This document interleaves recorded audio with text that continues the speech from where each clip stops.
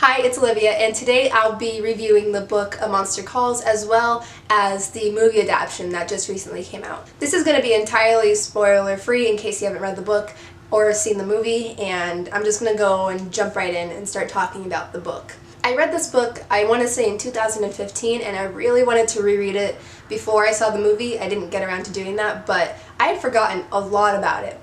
However, the one thing I will never forget about this book, and the reason why I bought this book, were the illustrations. During Booktubeathon in 2015, I remember in one of the Twitter sprints, there was something where you had to post a picture of, I don't know, someone posted a picture of this page in A Monster Calls. And I kid you not, that very day I went to Barnes & Noble and I bought this book after seeing that picture. Because that, oh my gosh, let me go back to that page. That picture that I just showed you in particular is insane. I can't tell you guys how much I just love the illustrations in here. They're gorgeous and they're so dark, and I really do think it's worth buying this book just for the pictures. I'm gonna have to look and see what else Jim Kay has done because the illustrations like truly blow me away. As for the story, I started it at around 11 p.m. and I finished it at like 2 a.m. It was a really quick read, and I remember almost tearing up. I didn't cry, but I was almost tearing up. This was just such a beautiful and unique way to go about showing a child dealing with a parent that's suffering from cancer and knowing that that parent, they're going to lose their parent.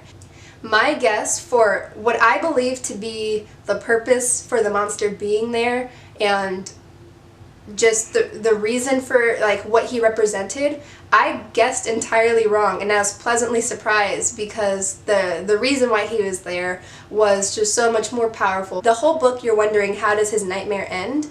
And when we do find out the answer to that, it just broke my heart. That's all I'm going to say for the book. In summary, it's very quick, it's touching, unique, and I think it's absolutely worth buying this edition just for the illustrations. They are just amazing. Now I'm going to move on to the movie, and speaking of illustrations, this is going to be the first thing I'm going to talk about.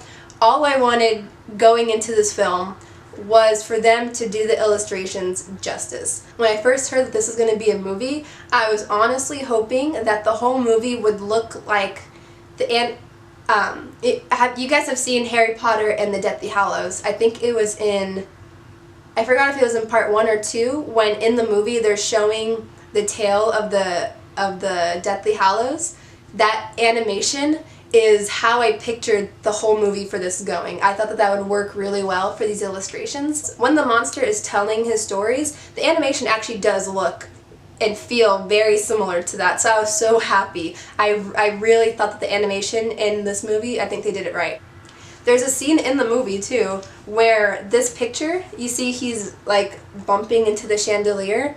They kind of recreated this scene. I was watching it and I was like, oh, that's a picture in the book. I was so excited. For the acting, Liam Neeson was just the absolute perfect choice for the monster. His voice gave me chills. It's just excellent casting. The main child character, I don't know his name, he did a really good job too, especially in the climax scenes where it was really emotional, and his acting alone made me want to tear up. I did think that the movie kind of lagged in some parts, like right before the climax, and I know this might seem weird, but the movie to me, I'm forgetting what the differences were between the book, but as for his father, the movie just kind of, to me, highlighted how I don't even think his presence was important.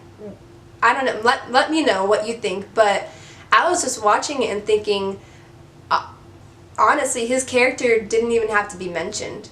It was really, for me, about Connor and his mom. His dad just really didn't add anything to the story for me, and maybe I'm forgetting something else from the book, but it's in the movie, I really didn't think that his dad was all that important. As for the music, I remember multiple times thinking, oh, I gotta look up the score after this because I was really enjoying the score throughout the movie. One last thing I'll mention about the movie is I really liked the cinematography, specifically whenever they would show Connor drawing. It was just so satisfying to my eye to see such close-up shots of the pencil drawing. They got really pretty shots of him drawing and of watercolor. It was just really pretty, and I love that. So for the film, I would probably give it like an 8 out of 10, and then for the book, obviously I'd highly recommend the book. I believe I gave this a 5 out of 5 stars on Goodreads, and like I've said multiple times, it's worth it just to get the pictures.